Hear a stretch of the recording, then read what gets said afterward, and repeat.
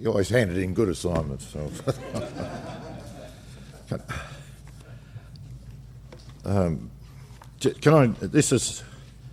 This is not an unashamed advertisement, but AP, Australian Presbyterians, now online, alas and alack, in my view. So I like paper. But if you want to get onto it, the latest article is by Noel Weeks. And I just commend it to you. It's Noel's thoughts as he's in hospital, facing what he's facing. And I think you'll find them very moving. So I'll commend that to you. So he just calls it his cogitations of an old whiskered man. But they're very moving. So it's only about 2.5 pages, but commend that to you. So you might want to look that up. Let's read the scriptures first. Just give us a framework for what we'll talk about. If you turn to Psalm 119, and I'll just read from verse 41 to 48. I should apologise. I've got man flu or something or other. Correct. Yeah, don't laugh, because my son-in-law is Chinese, and he was in Hong Kong for his sister's wedding, and when they came back, they were actually in quarantine. So my son-in-law and my daughter and their 3 children, so they were sent home from school. And my son-in-law is a doctor, and he was sent home from his hospital. So yeah, I don't think I've got coronavirus. I think it's man flu, but that's much more serious. And the number is 000 if you. But I'll be barking at you. I apologise for that. That would be worse than usual. But let's read God's word first. Psalm 119, verse 41 to 48, and we're looking at law and freedom. And the Bible obviously speaks a lot on both topics and how you bring the two together. Verse 41, let your mercies come also to me, O Lord, your salvation according to your word. So shall I have an answer for him who reproaches me, for I trust in your word. And I take not the word of truth utterly out of my mouth, for I have hoped in your ordinances. So shall I keep your law continually, forever and ever. And I will walk at liberty, I will walk in a wide place, for I seek your precepts. I will speak of your testimonies also before kings, and will not be ashamed. And I will delight myself in your commandments, which I love. My hands also I will lift up to your commandments, which I love, and I will meditate on your statutes. So there's the liberty that comes from being obedient to the word of God, to the law of God. A number of you have said that you were commanded to speak on your topics. I wasn't. Ian spoke and he said, what are you thinking about at the moment? And I just published a book on Athanasius, so I mentioned, I've just been thinking about Athanasius, and then I've been involved in meetings about this religious discrimination bill. And I'm not an expert, and I just mentioned I'd come from some meeting there, and he said, good, so that's how I got this topic. It's not that I know, I'm not a lawyer. A lot of sins, but not a lawyer. But I've been involved in this religious leaders meeting, and it was an interesting meeting to go to, because in the aftermath of the same-sex marriage laws, which are any-sex marriage laws, the issue of religious discrimination has come up, and the meetings I've been involved in are with Sydney Anglicans and Catholics and Muslims and Jews, but except for one meeting where we met the Prime Minister, the Uniting Church and the Liberal Anglican bishops have not been involved. So it's been in fact, when they were involved, the group that I was with very much separated themselves from that lot. So it was interesting to be closer to the Muslims than to the Uniting Church. So apologies if there's any remnant here. But we're talking about the church as a whole. And it's been an exercise as someone who's not a lawyer and who, gets bored with the minutiae of law, I should confess that, and who's not convinced that this is going to go anywhere anyway, it's been stimulating, other times quite frustrating. And one of the senators behind this, Concetta Fierravanti-Wells, has just called for the bill to be scrapped. We're at this, the first bill, pilot bill, was released, and then there were further discussions, and then a second one has now been released. It's not before the Parliament yet, so it's still a debating stage. Now where it goes, I don't know. I have no more idea, I think, than anybody else, except perhaps those in government who might have some scenarios set before them, but I don't have one. But I think it's become increasingly clear, a number of things, that the modern approach to law is lawyer-driven, it's adversarial, and it's oppressive. So this is not going to be comforting at all. And secondly, the law can't deliver freedoms. If we think it can, I think we're deluding ourselves. It has the potential to take them away, but laws coerce. One way, they coerce in a good way, or they coerce in a bad way, but they coerce. And I think the third thing, and I'm not sure I'll get onto this, but there is such a thing as common grace, but it easily fractures and melts away, and we are living in a society where common grace is being eaten up. And Christianity provides the only basis for freedom and law, keeping the two together, maximising freedoms and at the same time having laws that are good and health-giving and sound, use the word that's been used a few times, to promote the welfare of people. But you can never have utopia because of the doctrine of original sin. The last politician you trust is the one who promises you utopia. He's the most dangerous one. He's deluded, and he'll get more deluded if you encourage him. And the last point is the state of the church is actually more crucial than the state of the wider society. Obviously the Bible teaches that. Abraham is to pray for Sodom. Sodom's destiny, as it were, its fate, could be averted by there being 10 righteous men in it, and Abraham is encouraged to pray for the city. Sodom doesn't know it, but Abraham is praying for the welfare of this dreadful city. We are salt and light. We're meant to be salt and light. We're meant to have an effect on the wider society, in Matthew 5:14-16. Judgment begins with the household of God. If Australia is corrupt as it is, you look no further than the corruption of the church to find an explanation for this. So there is in all these things, there's a balance of freedom and law, and it's not easy, not an easy one to get.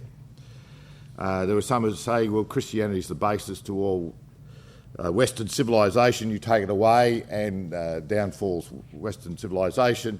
That can't be our main argument. I mean, Christianity is to be commended to people because it's true. The fact that it has good effects is as a result of its being true. And an increasing number has just been prayed this morning of those who regard it as not just something that's to look at or look on with indifference, but it's positively dangerous and evil. And that is well and truly out there. So freedom and order have always lived with some tension, and that's what we're trying to get the balance right. The times we live in the name of freedom, we're seeing oppression. So the words cease to mean anything much these days, don't they? In the name of diversity, everybody's got a diversity officer these days, which is a really conformity officer, to make sure there's not much diversity at all, and to impose this conformity on the corporation or whatever he's the diversity officer of. But why you need a diversity officer and why diversity is such a wonderful thing in their sense is beyond common sense, I think. In the name of tolerance, we've got this terrible moral outrage. used to be moral indifference, but now there's moral outrage out there, and it's moral outrage over trivia. You can say the mildest things. Not that I always say the mildest things, but you get this outburst of terrible outrage that you could possibly think such things. And we've little sense of history, and so we're very prone to fads. So one fad will replace another, and that's how the society operates. Here's George Orwell, 1984. The Ministry of Peace concerns itself with war, the Ministry of Truth with lies, the Ministry of Love with torture, the Ministry of Plenty with starvation. These contradictions are not accidental, nor do they result from ordinary hypocrisy. They are deliberate exercises in doublethink. And the result, he says, is controlled insanity. And we don't blink at that now. That just sounds like it describes where we've arrived. Now, let me say a few things about Christianity and freedom.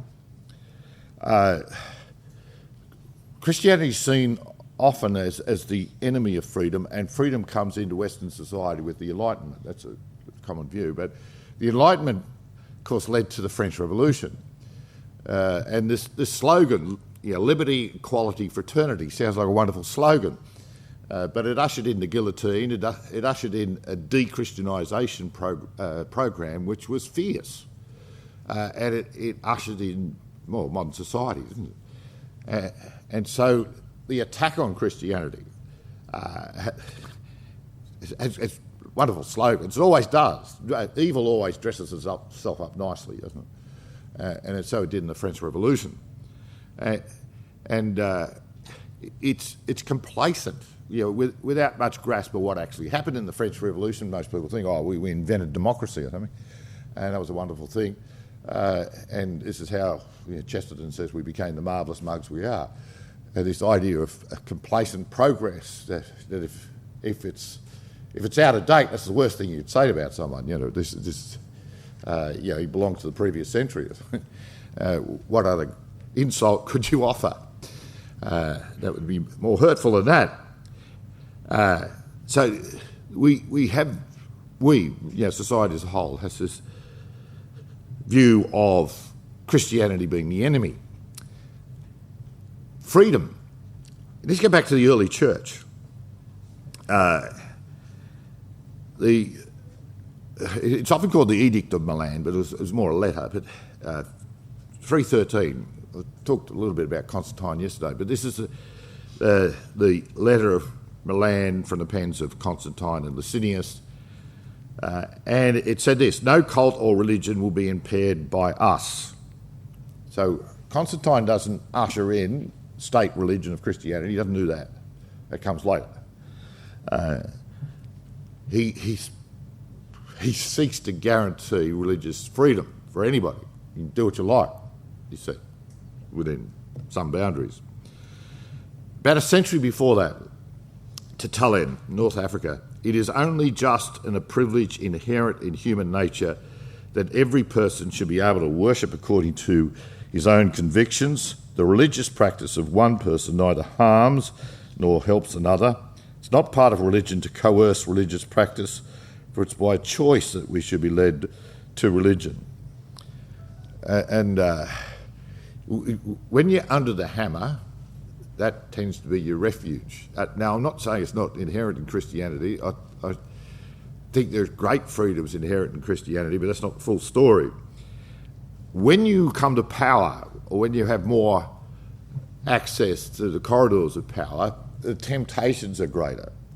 And so into the 5th century, with Augustine and the Donatists, compelled them to come in from Luke 14, verse 23.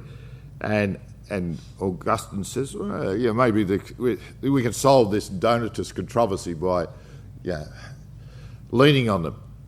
He said, originally my opinion was that no one should be forced to the unity of Christ, but that we should act with words, fight with arguments, and conquer by reason. But later he says a bit of coercion won't do any harm.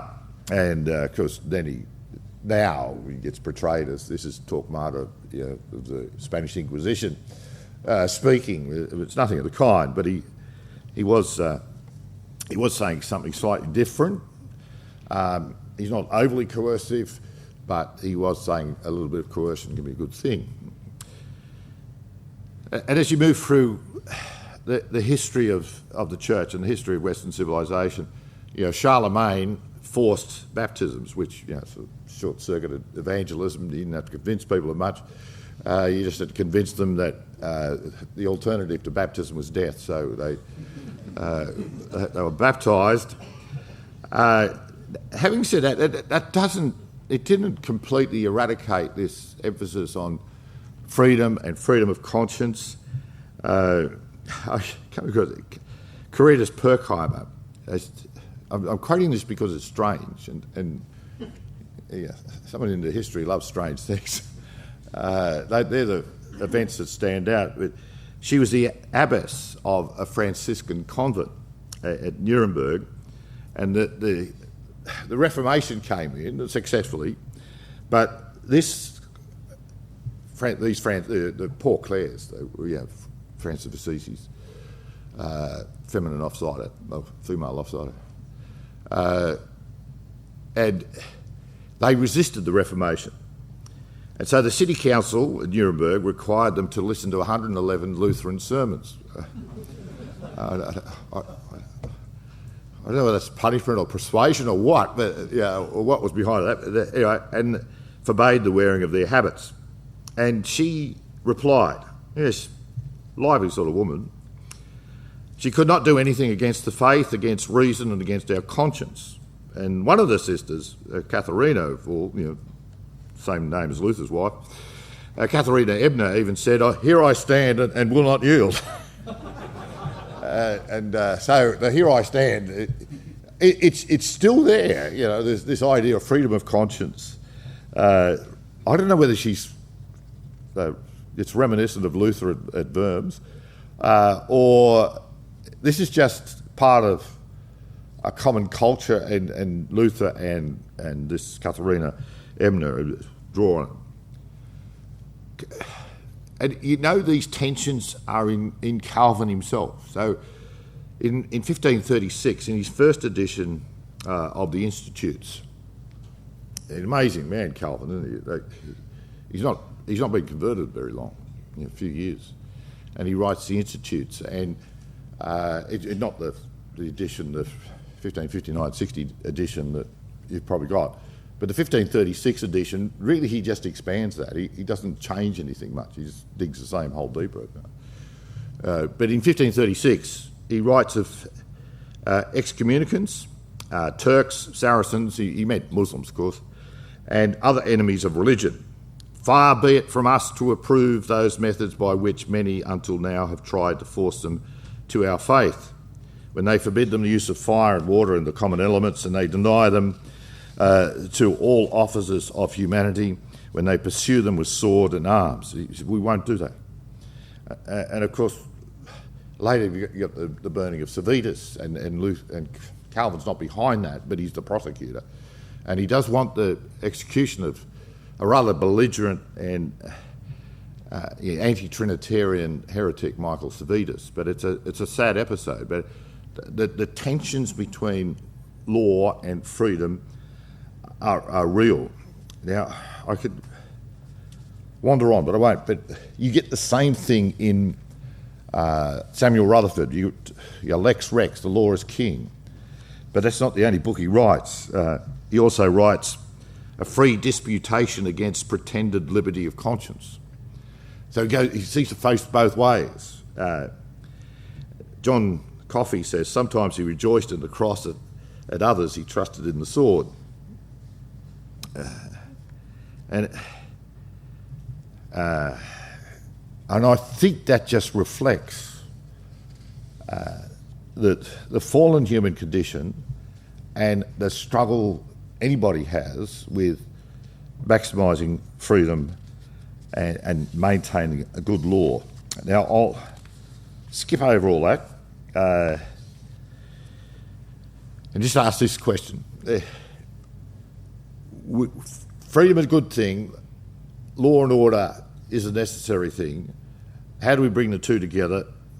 Herbert Butterfield said toleration, which he regards as a good thing, came about because of exhaustion due to the Reformation conflicts. Everybody's just tired. So you tolerate anything. Robert Wilkins says, no, it's inherent within Christianity. It's there in the Bible. It's there through the early church. Chesterton, you've heard him quoted, tolerance is the virtue of a man without convictions. Well, that's what it used to be, I think. And Andrew Pettigrew, the historian, says it's the loser's creed. If you're on the back foot, just plead tolerance. Now, I think all of it's truths in all of that, and it just illustrates that nothing takes place in a historical vacuum. So this Christianity and freedom, it's an issue in Christianity, has been down through the ages. It's an issue in the Bible, obviously. Christianity and law. The idea now is this, that here, let me quote Thomas Jefferson. It does me no injury for my neighbour to say there are 20 gods, or no God. It neither picks my pocket nor breaks my leg. Now, he sounds like he's arguing in favour of freedom, which I suppose, formally, that's what he's doing. But there's an assumption there. The assumption is that faith makes no difference to morality. The trouble is law requires a foundation, and in the last 60, 70, however back you want to date it, Western society has been trying to build a foundation, a system of law on a foundation essentially of nothing. We don't know the basis of law because we rejected Christianity. So the basis of law becomes public opinion or legal opinion, or you've got to find some basis of law. And Thomas Paine there is saying it's freedom, and it won't make any difference. But Voltaire didn't believe that. He said he hoped his valet was a Christian, even though he wasn't, because he thought he wouldn't cheat and steal things from him. And Voltaire really realised that there has to be some sort of basis of law. He didn't know what it was, but because he rejected Christianity, but he thought it needed a bit more than Thomas Paine did. Calvin says no polity can be successfully established unless piety is its first cause. In other words, law requires this foundation. You can't just pluck it out of plebiscites. Who knows where they'll go. And so what causes people to cohere together, or what causes modern Australia to cohere together? Well, increasingly it doesn't cohere, does it? If we beat the English in the Ashes or something, that's, but that's about it. Yeah, it's about at that level. It's the bread and circuses stuff of Juvenal. The government gives us enough bread and enough circuses, we're happy, and that's what keeps us together. I am, you are, we are Australian. But what that is, there's no sense of cohering together with a common view of life. That's gone. Now, let's go on to I want to talk about two kinds of law now. In the Westminster Confession, there's three kinds, aren't there? There's the moral law, ceremonial laws, and judicial laws.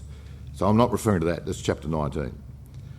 But for the purposes of this, the moral law, I'll call it the moral law, 10 Commandments, God forbids idolatry and murder and adultery and stealing and so on. So there they are.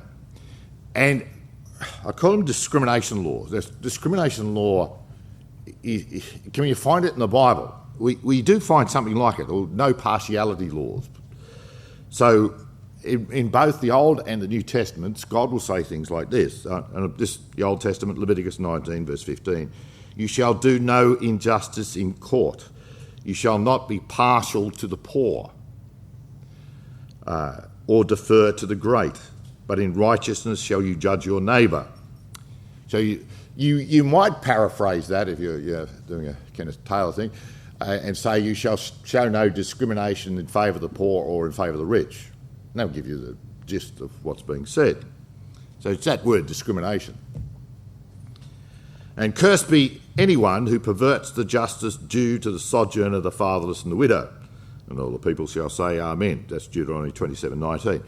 So you get moral law in the Old Testament, and you also get what I've called discrimination law. That's just my term. You shall show no partiality. When you get to the New Testament, of course, we have again the command to show no partiality. For God himself shows no partiality. You want the references, James 2:9 and with the Peter and the Cornelius the centurion in Acts 10 verse 34, Romans 2:11, 1 Peter 1 verse 17, just some examples. In today's society, what would that mean? I would say pretty obviously this: if you've got a Christian and he's a shopkeeper and he refuses to serve a Muslim on the grounds that this Muslim is a Muslim. Is that Christian or not? No, that's not Christian. You might think it is, but it's not. I think that's fairly obvious. But with the no discrimination approach to law, you see in the Bible there's a connection. In modern society there's not. And so in the biblical approach, discrimination law feeds off moral law. Moral law is the foundation, and discrimination law, what I've called discrimination law, feeds off that. So let's take the hot topic, the homosexual issue. The Bible forbids homosexual acts as unnatural offences against primary moral law. Leviticus 18 verse 22, this is an abomination. So the prohibition against showing partiality cannot be interpreted in a way that protects sexual immorality. That's not what the Bible means. The Bible does say toleration is a good thing within certain boundaries, Romans 14 and 15 and passages like that. Outside those boundaries, it's not. So toleration, being tolerant or showing no discrimination, is not primary moral law. If you make it primary moral law, you're turning the Bible on its head, the biblical view of law on its head. Now, what happens in modern law and the popular perception of it, so far as there is one, is discrimination law is taking on increasingly and obviously primary moral characteristics, even a kind of absolute role. Like this is what law is all about. It's not about anything else. The one commandment left is you shall not discriminate. And you don't have a primary moral law as a basis. It's gone. So sexual ethics cannot be criticised because they are not part of modern view of law. So anti-discrimination law has taken its place. In the Bible, it builds on a basis of primary moral law. We've got everybody together? Okay. That makes sense. Oh, good. Things I say don't always make sense, but it's good to know. And I was making all that up, not as I was going, but the terms I was making up. Now, let's look at the result of this disconnection. We live in a society now that these two approaches are disconnected. And you get what's called the boo-hurrah view of ethics. The boo-hurrah view of ethics is not very deep. It doesn't sound very deep, does it? And it's not. It means if I'm offended by what you say, I'm a victim and I should be protected by law. And if I'm attracted to a certain lifestyle, well, then I am protected and you cannot challenge me. In fact, you challenge me and you've broken the one commandment that's left. You shall not discriminate. So moral law is perceived as being unloving and even dangerous, particularly in terms of sexual behaviour. Now, apologies to anybody who's not into tennis and all that.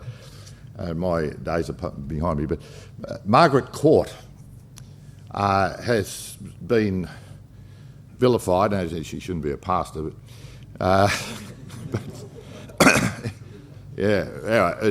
she has been vilified, and Billie Jean King, who was her great... I remember growing up, and they were the two great opponents.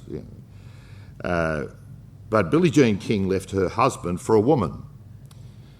If she left her husband for another fellow, that probably just would have blown over. But she committed this wonderful act of leaving her for a woman, which makes all the difference. It's coming out. It's being true to your own identity. Love it. And she's now above criticism. You cannot say that's wrong, because that's discrimination.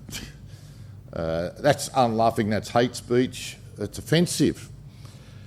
Now, Margaret Court, who has moved from Roman Catholicism to Pentecostalism and hopefully keeps going, the Reformed faith, but she's opposed same-sex marriage, and she is beyond the pale.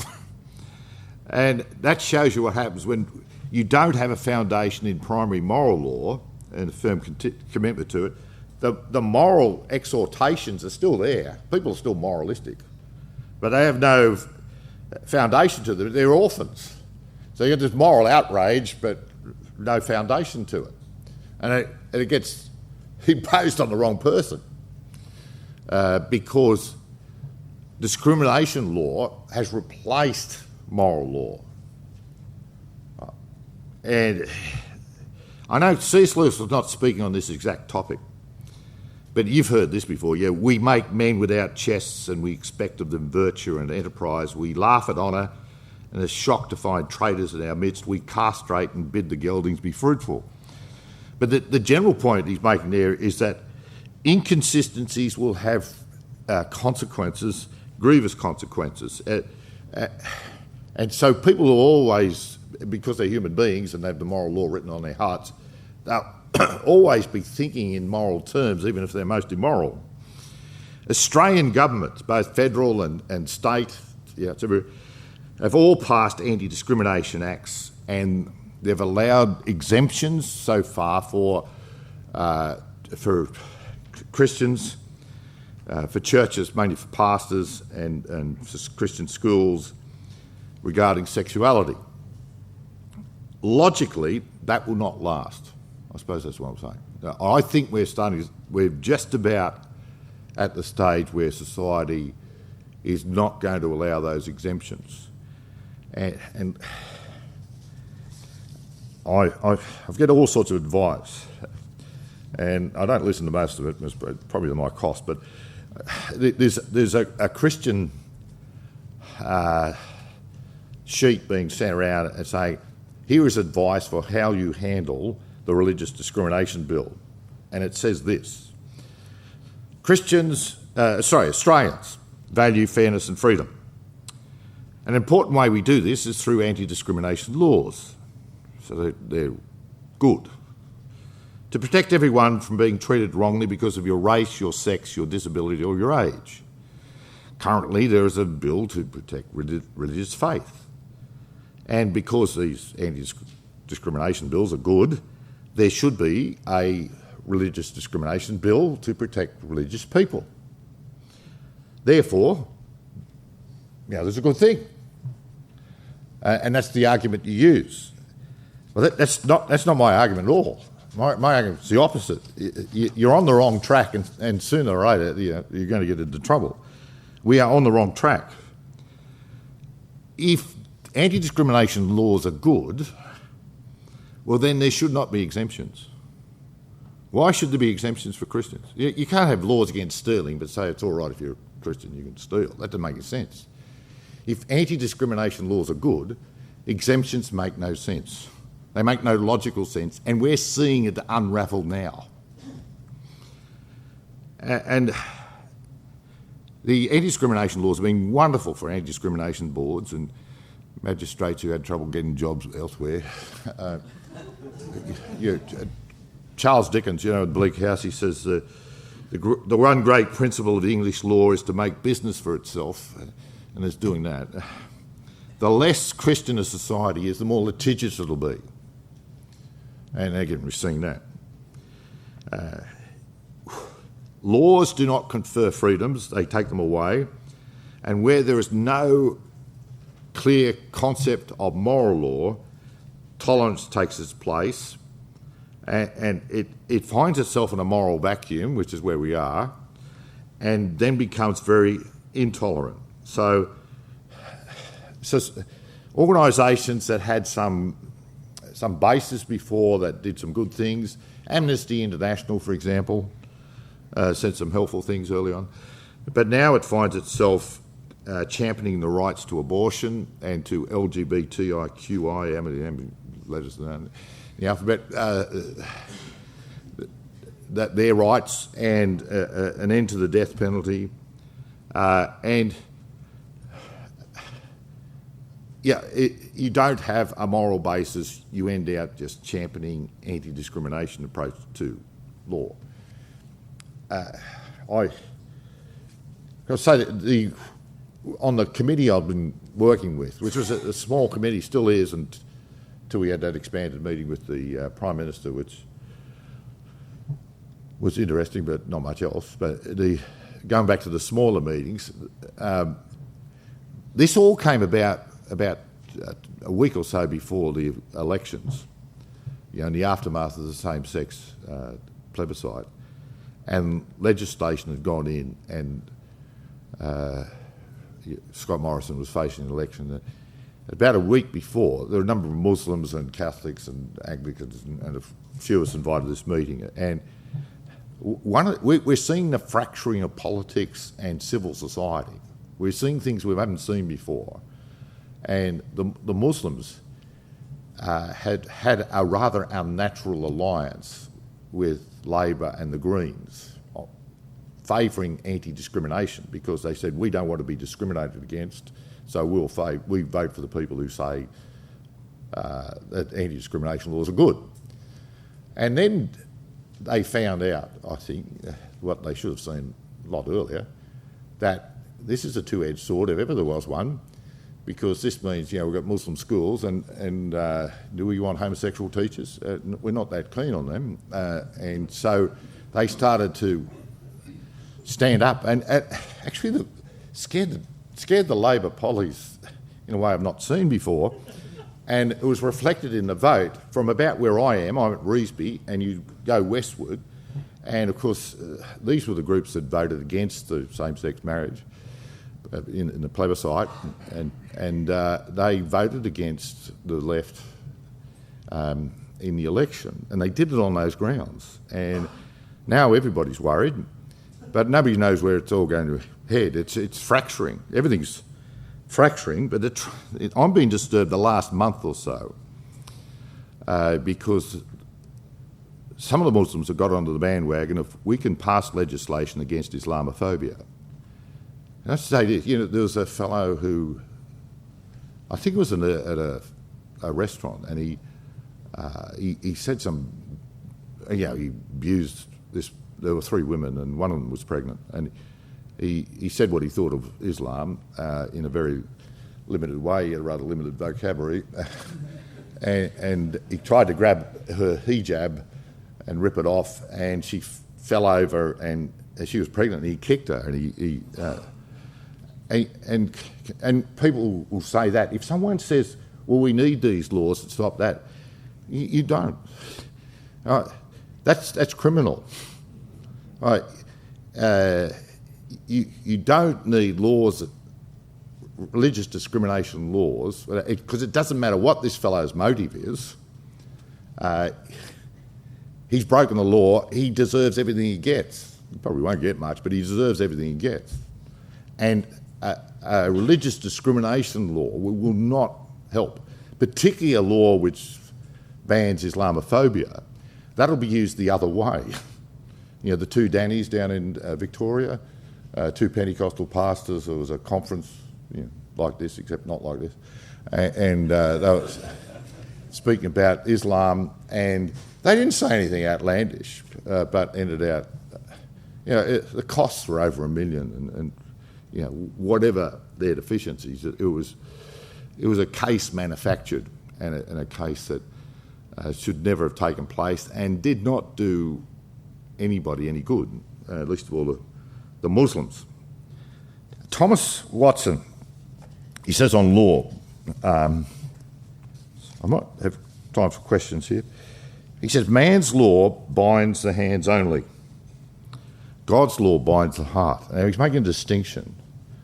And the more man's law tries to bind the heart, which increasingly it's doing, hate speech, and they're trying to... The thought police are out there. It's just George Orwell stuff. The more they do that, the more damage they do, because it's not what the Bible does. The homosexual issue, what does the Bible ban first and foremost? The act. Right? And the act is a consequence of the heart and all the rest. But you shall not lie with a man as with a woman. It's an abomination. You shall not do this. And you know if you've done it, and you know if you haven't. So it's the act that's banned. Now, what do we have now? It's identity. This is what I am. And so if you criticise me, it's akin to being racist. And it's seen that way. Once anti-discrimination law or approach to law, once that's displaced the moral law, that's what happens. And so it's not just these Christians are a sort of fringe of society and we can let them do what they like. It doesn't harm anybody. No, this becomes offensive, this becomes dangerous, this becomes hate speech, this becomes attacking the identity of someone. It's like criticising someone because of his height. You make fun of someone because he's short or because he's overly tall, or you make fun of someone because he's Chinese or he's some other nationality or something that's his identity. It's something that makes us what we are in our humanity, and homosexuality has been put in that category. God's law binds the heart. Man's law binds the hands only. It's a wonderful distinction. Civil law now is aiming at binding the heart. So there's a 13-member Australian Discrimination Law Experts Group. They got wonderful titles, this lot. We are experts. Just call yourself an expert or a consultant, you'll be right. So it actually says this bill, they're talking about the second proposed religious discrimination bill, will make it legal for a boss to tell a gay worker that being gay is a form of brokenness, and a childcare provider could say to a single mother that God would judge her if this law comes in. Now, actually, it's already legal. You can say this anyway, and there might be some consequences, but it's still legal. But as the trends are going, that may not last. So in Tasmania, which has the lowest bar for this hate speech and vilification laws, if you offend someone, it's unlawful to offend someone on grounds of sexual orientation. Now, the logic of that is exactly this. If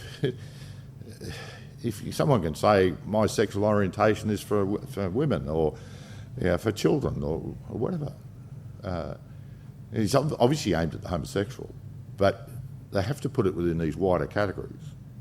And if you offend someone on grounds of sexual orientation, you've broken the law. You read out the Ten Commandments, you've broken the law.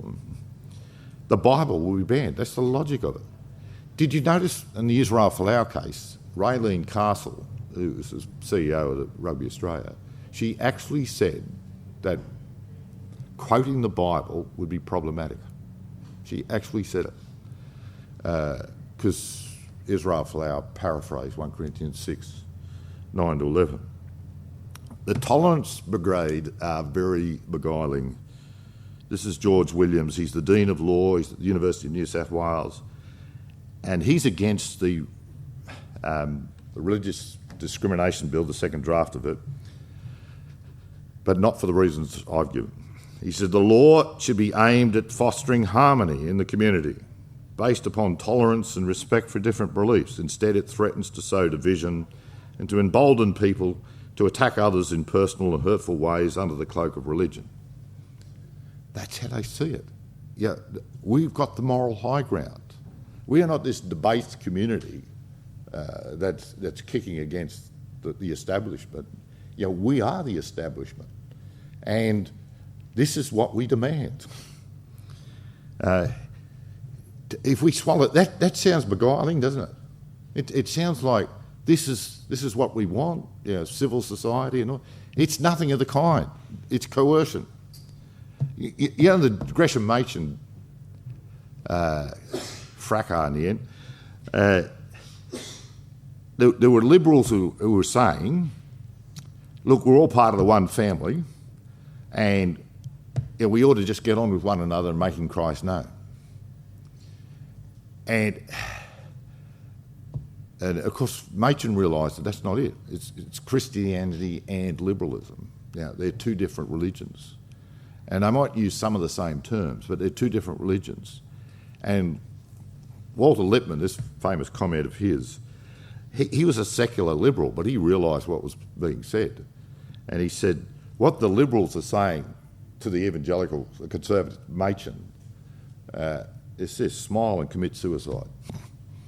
So you agree with this. You've committed theological suicide, spiritual suicide. But that's what George Williams is saying of Christians in a very beguiling way.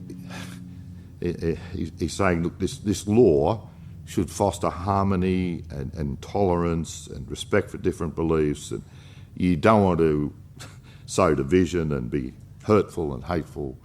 So you support this law. It's a noose. 1933, Bonhoeffer was asked why he did not join the German Christians. And he was told, he said, what, if you join them, this is a confessing church against the German Christians. If you join them, you can work from within. And he said this: if you board the wrong train, it's no use running along the corridor in the opposite direction. That's a very telling picture. I've quoted that quite a few times because I can't think of anything better. But that is exactly it. If you're on the wrong train, you're going to end out at the wrong destination, and you might end out, not as bad as some of it. But that's pretty obvious where we're going. Spiritual liberty may very well agree with civil bondage. That's true. Persecution might do us good.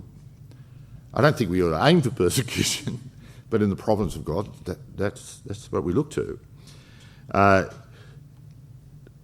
Democracy is not going to save anybody. Nazism comes from democracy. Nazism is the fulfilment of democracy, and then it destroyed it. But Hitler was voted into power. He was the most popular leader at the time. The only democratic thing to do in 1933 was to make Hitler the Chancellor of Germany. It's an expression of democracy. We don't appeal to democracy. We don't appeal to... Shouldn't use a term like the moral majority, in my view. Essentially, they're saying a lot of good things, but that was a bad term. We're not appealing to the 51%. I'll just quickly go through. This is my submission, for what it's worth, to the religious discrimination bill. This is someone who's not a lawyer,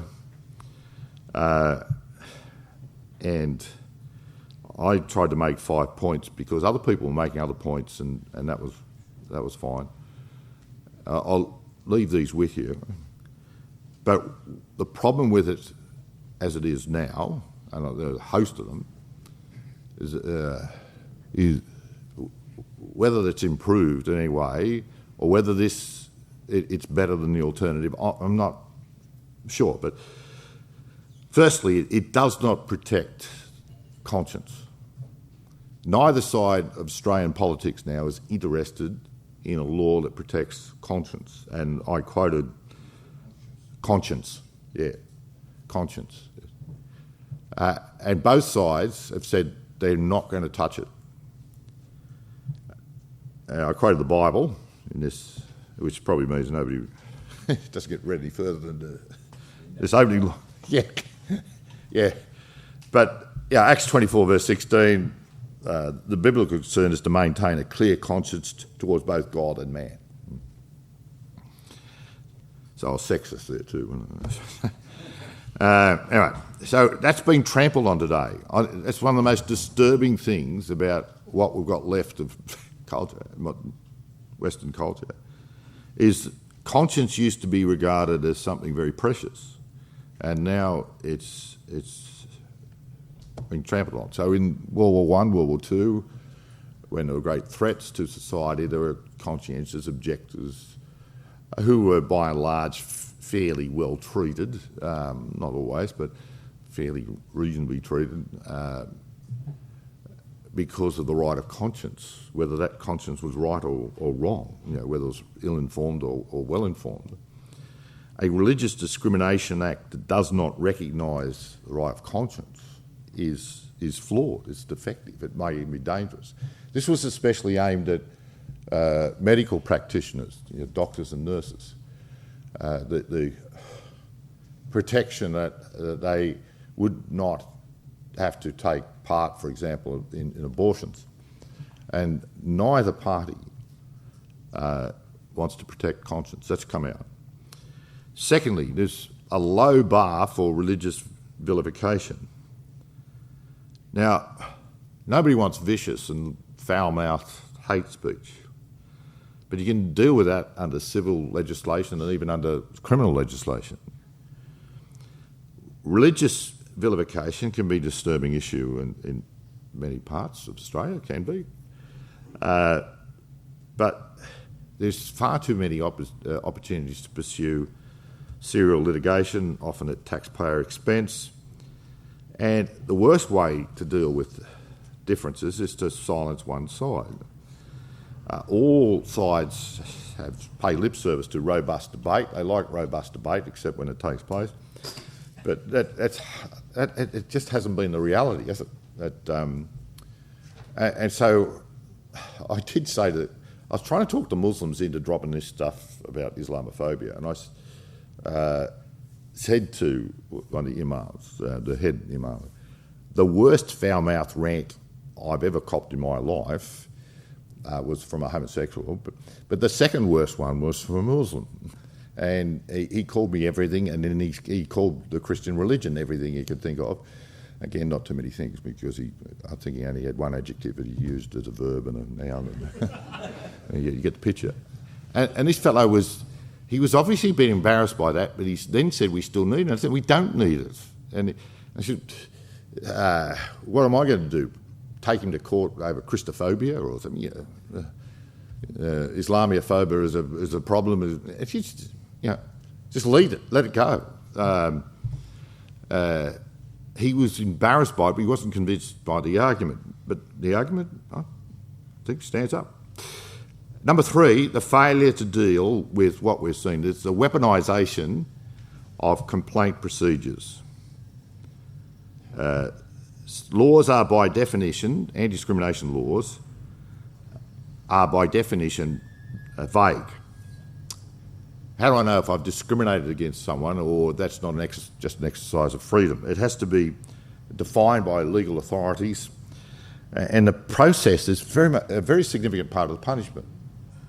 It's tried to put in a number of cases too in a representation to the Labor Party, actually, and one of the ones I gave was a fellow who worked for Toyota in Queensland, and on his Facebook, he was Catholic. On his Facebook, he just said, vote no. And that's all. That's all he said. He didn't say anything more. He didn't give any reasons. He just said he'd be voting no. And he got called in the next day. Now, he didn't do this on Toyota time, right? And I'm not specifically going go and sell your Toyotas or anything. But he got called into the office and sacked. And I tried to get him to go public, shout, make a big fuss, to try to protect freedoms. And it's a bit like, when the magistrates flogged Paul and Silas in Philippi. And Paul and Silas, they make them come to apologise. They rub their nose in the dirt, and they do it for a reason. And I don't think it's, I'm offended and I need to be appeased. I don't think that's it. But this will provide some protection for the fledgling church. Surely that's the motive. And so I was trying to argue this. He said, it's not worth it. He says, the process is awful. And he's got a wife and 2 children. So I'll just go off and get another job, which is what he did. But there's 1,000 Israel flowers out there. 10,000 Israel flowers out there. Well, how many knows how many Israel flowers are out there? So where laws abound, injustice abounds. Where vague laws abound, the situation's worse. So the laws become weaponised. Fourthly, there's the law, the federal law here has quite said that it will not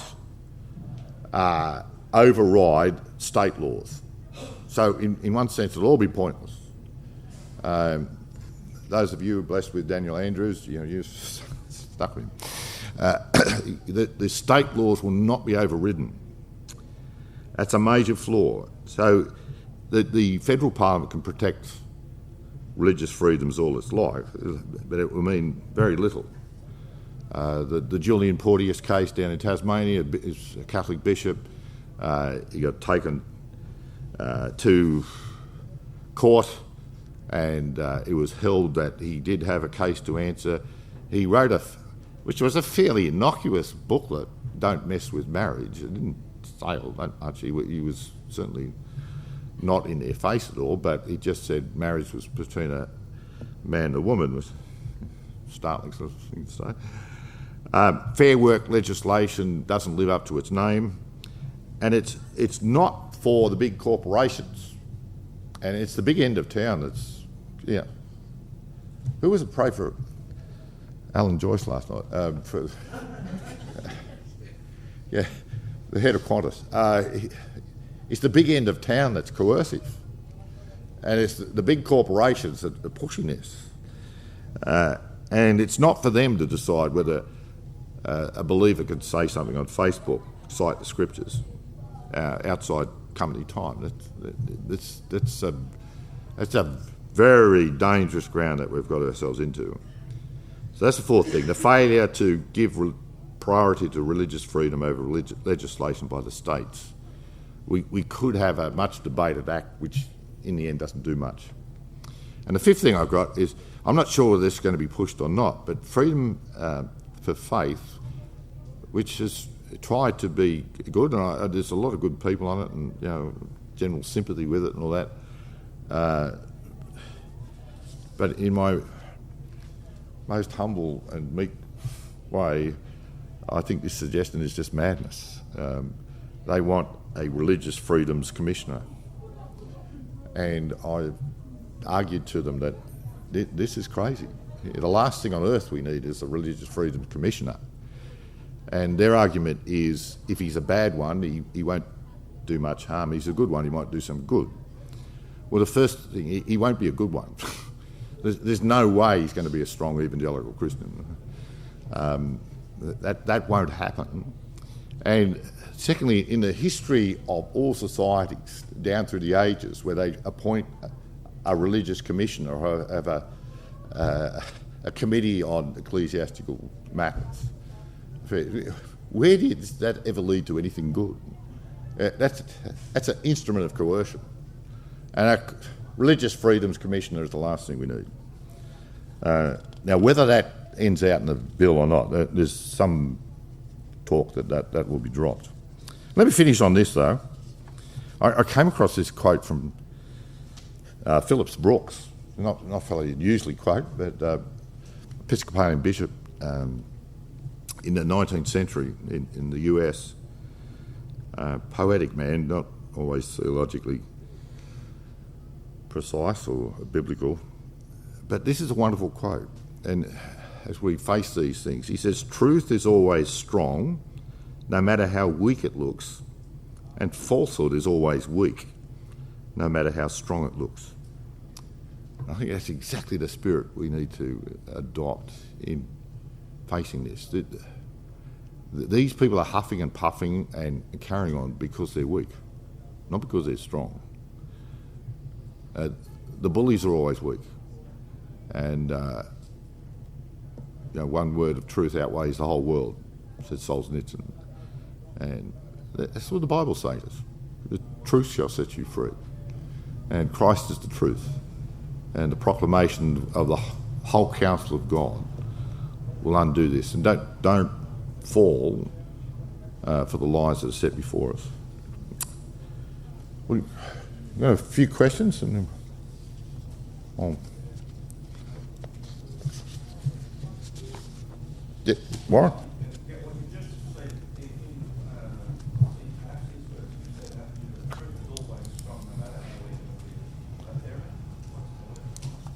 What was the quote? Truth is always strong, no matter how weak it looks, and falsehood is always weak, no matter how strong it looks. Yeah. And you'll see these people crumble in the face of truth. I suppose I'm saying this.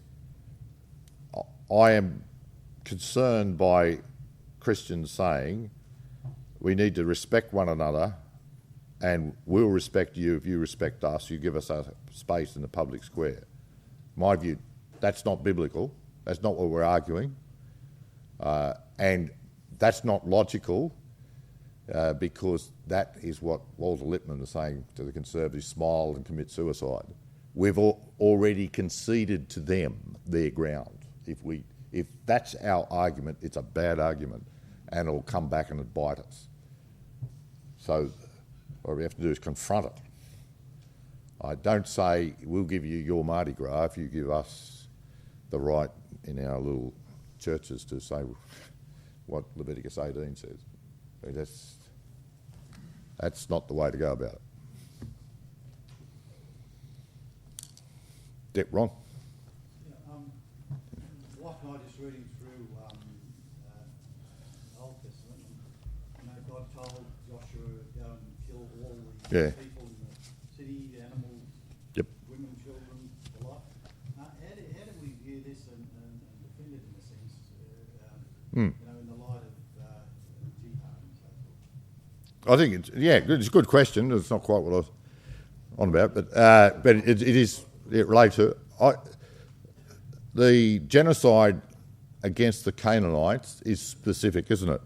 The iniquity of the Amorites is complete, and so Joshua is to carry out the will of God. So they're given 4 generations, 400 years before this takes place. But when the iniquity of the Amorite is complete, when Canaanite culture becomes so debased, God will carry out his judgment on it. This is the way he carries it out. So he destroys the whole culture. So again, I think it's a picture of hell on earth, if you like, in the literal sense. This is God's just judgment against evil. It doesn't then legitimate anything else because it's just for the Canaanites. Right, and so Deuteronomy 20 has, this is what you do for laws for carrying out war. So, in my view, there is a tension between law and freedom, and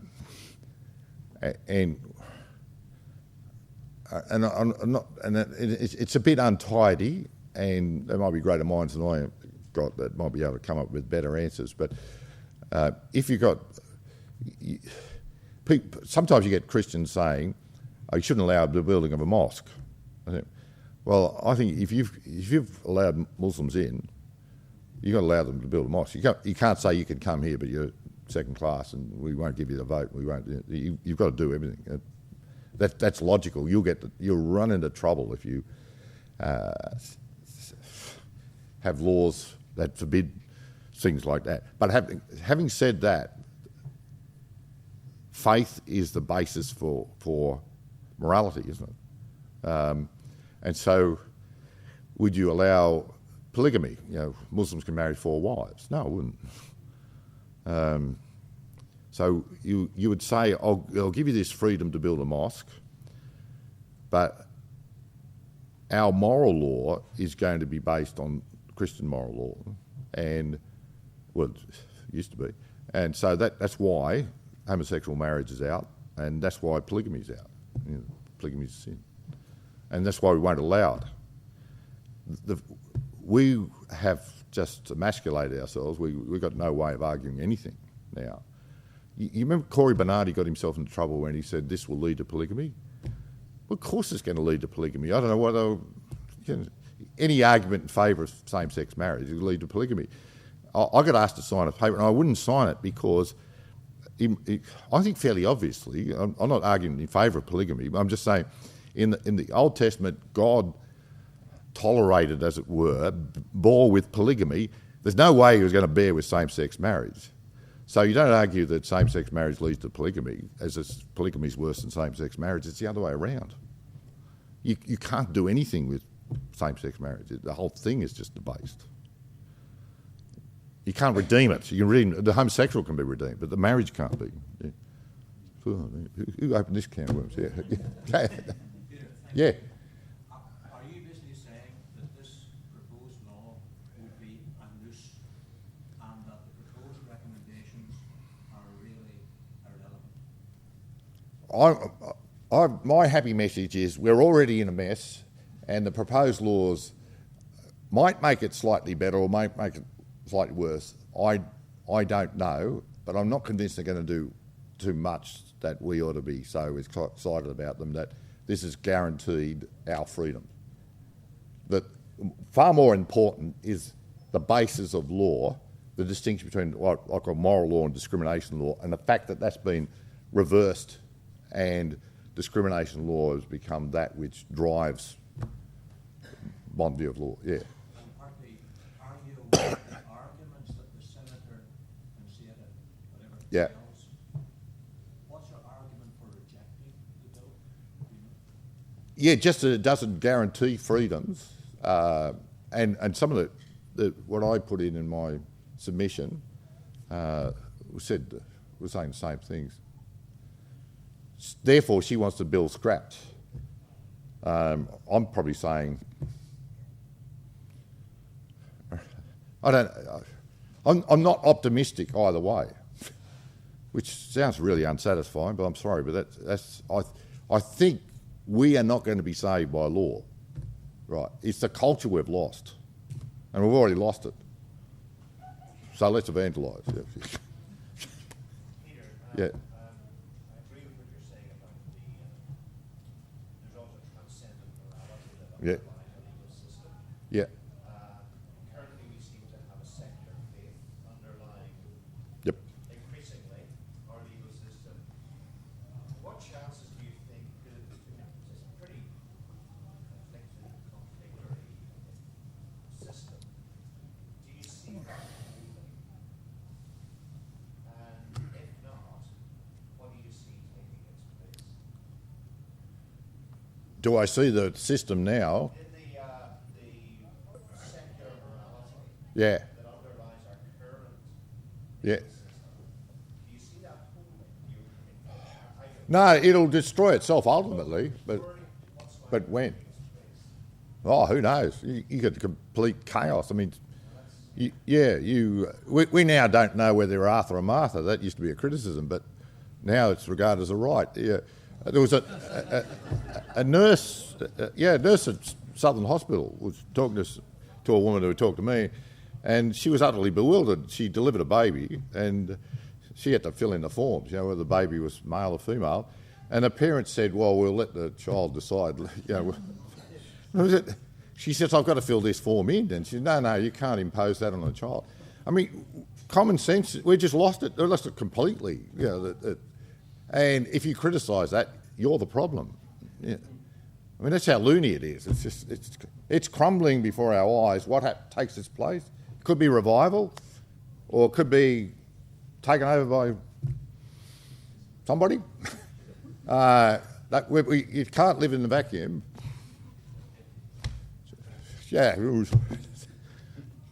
Sorry, Ash. Coming back to Margaret Court's Yep. stance on it, obviously we say, yes, we agree with you on where you go with that, but does her being a pastor, and but does that then negate her stance on that? Because it's like, well, you say yes to... Yeah, I know.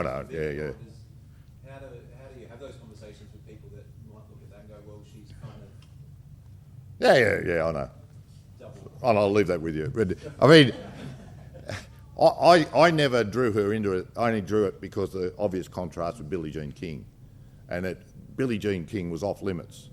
You could not criticise what she did. You could have not even mentioned it. So it was because I had two great tennis players. So that's the only reason I brought that in. Yeah. Yes, yeah. I thank you. It's not original. My time with AIM, I learned that the hard way. We Yeah. were taken to court in a class action about a home we ran in Darwin Yeah, in association with the federal government. yeah, And we had no case to answer. yeah. The lawyers ended up saying that if you pursue this, it's going to cost you. Yes, I know. Yeah, it's unjust. So you settle Yeah, fine with it. that's right. Yeah, to get them off your back. Yeah, How much of the time do we do what 1 Peter encourages? yeah. Where Entrust yourself. bear Yeah. up under the Yep. unjust suffering because it is commendable Mm. to God. Following the example of Christ, when they thought they themselves, he did not retaliate when he suffered. He made no threats. Instead, he entrusted himself to him who judges justly. Yeah. I err on that and suck it up. Yes. Is that how much of the time do we do that? Is Yeah. that the default position? No, it's good. I think obviously that's true for every Christian going through persecution, going through hard times. What's he do? But the Bible also talks about public issues and public law. These are meaningful things for out in the public square. What do you say, and what can you say? And you. Our greatest weapon bearing up under the pain. Oh, yeah, our greatest weapon is truth, and the way we carry out that truth and testimony, that'll be the greatest weapon. That's why the culture, how has it changed? It's changed by individuals within it. You don't change the culture. It's the people within it who are convicted and convinced that they've been fed a lie, and here is truth. I think I'm holding up morning tea, but yeah, Chris. In the West, you said that there was this big push against same-sex marriage, and In the western suburbs of Sydney, yeah. the politicians were generally insecure there, Yeah, and remain so. yeah, it's a wonderful thing, isn't it? And the same with the press. Yeah, And so they actually want you to give your opinion, and you get invited to forums and all these sorts of things. So well, that's phony, of course. I know, Yeah. exactly. But the bottom line is, we should take opportunity to preach and just explain to them and make the stand, really, because just as much as they give you that show of force, they're standing on crumbling foundations themselves. Yeah. Right. Just Roland, make this the last one, because you'll miss out on morning tea. In a way, we're just going back to the New Testament period, in a sense, where there weren't great laws in the Roman Empire to religious freedom, but the Christians lived out their faith, evangelised, and the culture was changed. Yes. So that's really what we've got to do. The problem is, of course, we've had 2,000 years since we have had Christian civilization. We see it collapsing, and that brings attention. How much do we do? How much time do we devote to trying to resist that? Yeah. So there's a tension there, but ultimately the issue is the gospel, the truth. Get out with the truth, and don't be dismayed. Jesus Christ is Lord. Yes. And you've got to pull all those passages together in the 1 Peter 2, and it all got to go together in the package for the Christian response. But part of loving one's neighbour is desiring the welfare of one's neighbour. And I think if you can argue, look, there's a God who's designed us, and he's clearly designed us male and female. There's evidence of design there, isn't there? Yeah, and people will have to say, well, yes. Does it look like the male is designed for the male or the female for... No, that doesn't look like it, does it? Well, let me tell you about the God who designed us and created us, and he's made himself known, and you can take them along if they'll listen. But, yeah, it's a brawl where it's slogans, isn't it? Sound bites, and but you do the best you can and pray and press on. But anyway, that's... if you get caught up in these religious leaders' meetings with on religious discrimination bill, that's the sort of thing you get caught up in and have to respond to. But well, let me close in prayer. Let me do that.